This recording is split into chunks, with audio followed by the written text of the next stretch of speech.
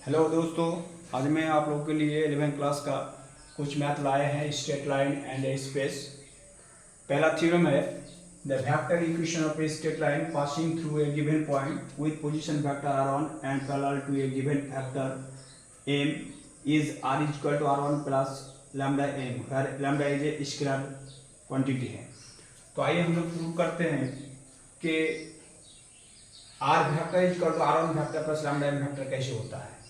तो दिया हुआ है O A vector r1, O P vector r है, जो ए पी के पैरेलल m है। तो हम जानते हैं कि कोई भी अगर लाइन ए पी कोई दूसरे लाइन के पैरेलल होता है तो कोई स्केलर क्वांटिटी से मल्टीप्लाई होता है। मैंने स्केलर क्वांटिटी से मल्टीप्लाई कर दिया।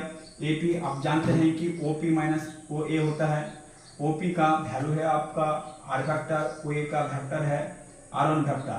मैं कैलकुलेशन कर लिया और r vector equal to r1 vector plus lambda m vector, ये मेरा प्रूव हो गया। ओके, अगर देखिए, अगर इसी वेक्टर में अगर कोई पॉइंट दिया हुआ रहे x1 y1 z1 और p x y z दिया रहे तो इस पॉइंट का कैसे मैं वेक्टर का इक्वेशन निकालता हूँ, देख लीजिए।